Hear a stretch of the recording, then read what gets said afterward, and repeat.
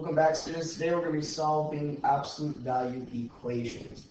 Following on the notes sheet that's been provided, go ahead and I want you to try and graph the absolute value that's to the left of the equal sign. So the two absolute value of x minus 5 minus 4 and the absolute value of x minus 3 plus 2. Go ahead and see if you can graph just that, ignoring the equals 2 and the equals 5. Press pause right now and try and graph those. Okay. Let's try and test our work and see what we're doing. The first one should have came down about right here. And then the second one was at right 3 and up 2. And so we're going to take this previous information that we've known and we're going to use this graph into solving. So what I want to do is I'm going to go and I just want to go and talk about what this equals 2 and this equals 5 mean. What they mean is that we're going, these represent y values. Okay, so we're going to be dealing with these representing y equals values. So when I see this equals 2, I mean when y equals 2 right here. Alright, and when I have this on number 2, when it says equals 5, I mean y equals 5. So this line right here, we're going to graph those two lines right there. That's what they mean. And in simple terms, we're going and solving for absolute value equations using a graph. Basically, all we're doing is finding where they intersect. Where these two lines intersect, the absolute value and my horizontal line.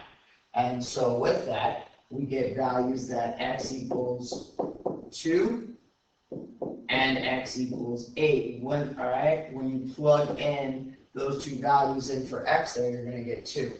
On number 2, this is saying that if I plug in 0, x is equal to 0, or x is equal to 6, right here, we're saying if I plug in 0 or 6 into the x value of this equation, my outcome is going to be 5.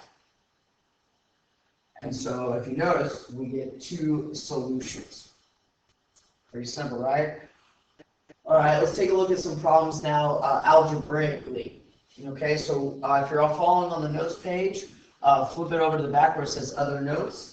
Again, go ahead and pause the video and write this stuff down, including this first equation, if you're just having just a normal sheet of paper out.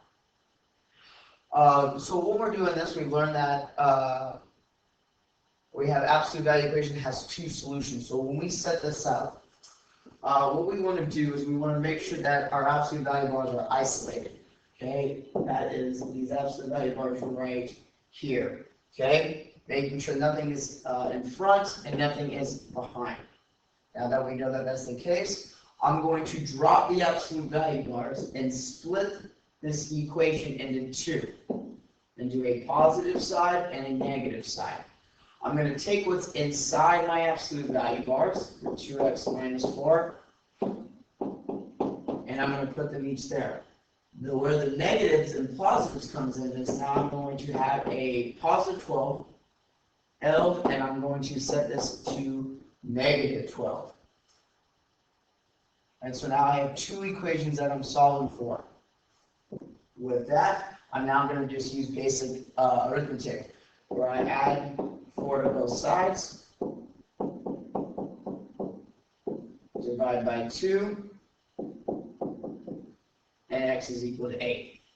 Flip over to the other side, same thing, add 4 to both sides, but in this time, 2x is now equal to a negative 8.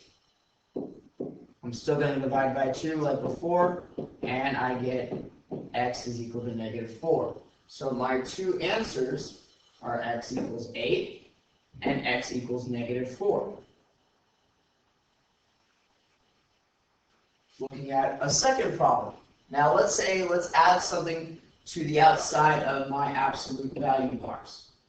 Go ahead again if you need to, pause the video, write the problem down. Okay, so back to that at the equation. We have our absolute value bars, and now we have something right here, this -3 right here.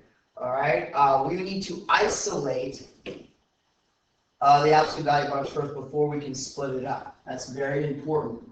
So what I'm going to do here is I'm just going to go and I'm going to add 3 to both sides. That gives me the absolute value of 7x minus 4 equals 24. Again, now that my absolute value bars are isolated, I'm going to then go ahead and split this up to a positive side and a negative side. Keep in mind, whatever's inside the absolute value bars, I'm going to keep that the same. 7x minus 4, 7x minus 4. What I'm going to change is that lonely number off to the side.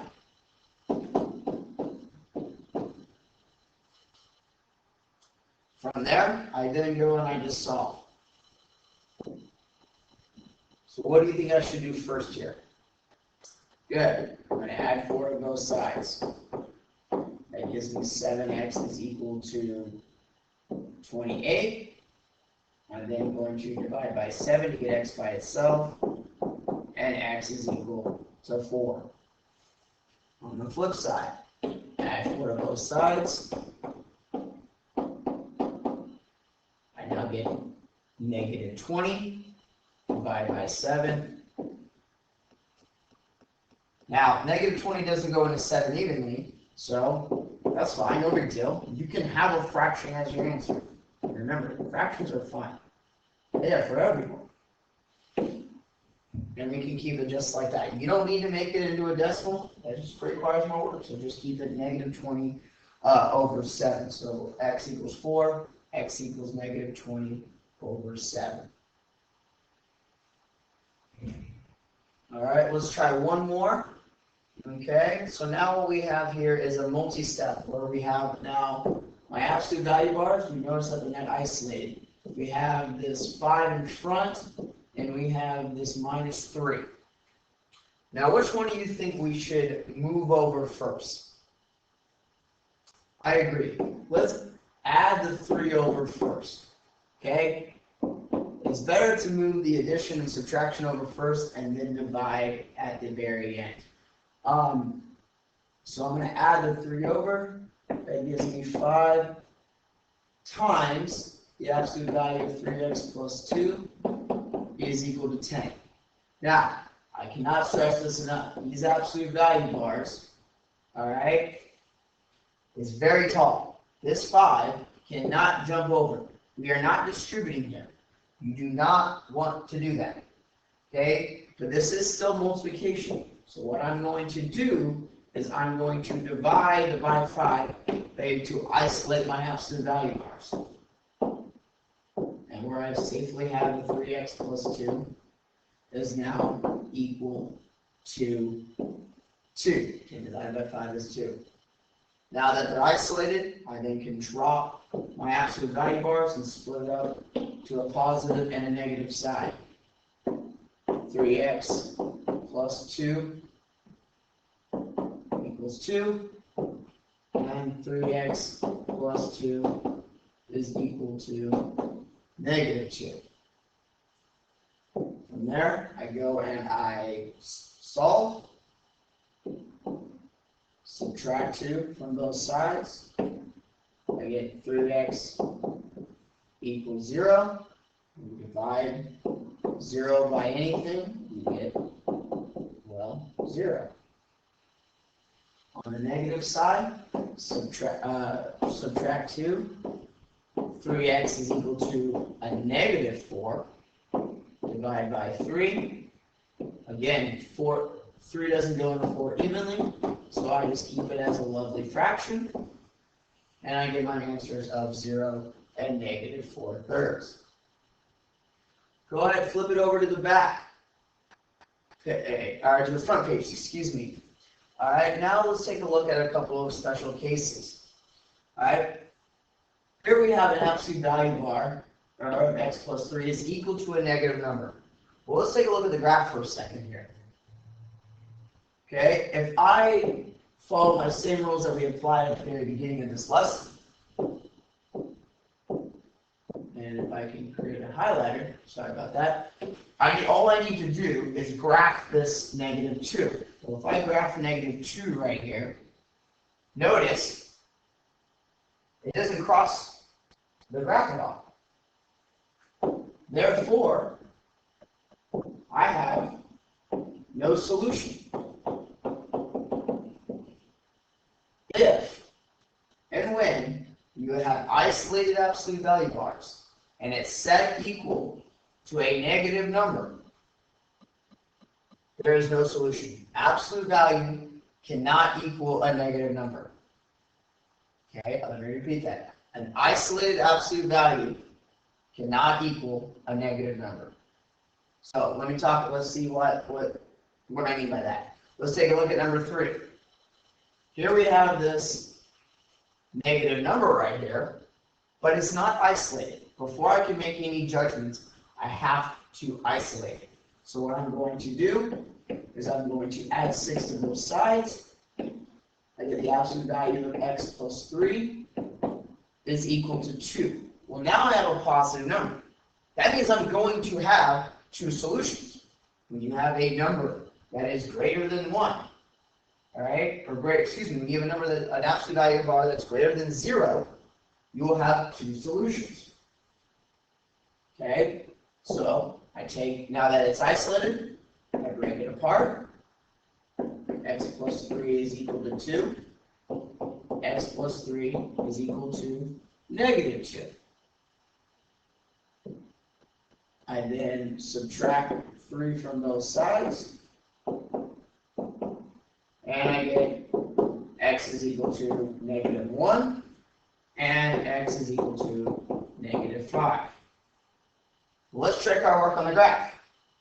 I have already graphed for you absolute value of x plus 3 minus 6, and I'm going to go ahead and graph my line of y equals -4 right here. So going across that, notice it intersects at -5 and -1. I must have did it right. Go me. We're going to look at one more.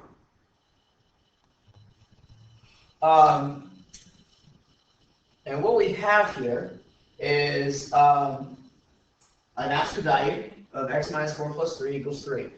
It's not isolated, so the first thing I'm going to do is isolate my absolute value bar. So I'm going to subtract 3. Now, when I do that, I end up with absolute value of x minus 4 equals 0. Well, if I come fix that for you, I apologize. Well, if I come over to my graph, and I graphed this function right here at y equals 3, notice how many solutions do I have? That's right, 1. If I get an isolated absolute value bars, and I get 0 as absolute value bars equaling to 0, I'm only going to get 1 solution. I'm only going to end up with 1 solution. In this case, my 1 solution would simply be taking the x minus 4, setting it equal to 0, add 4 to both sides, and I get x equals 4.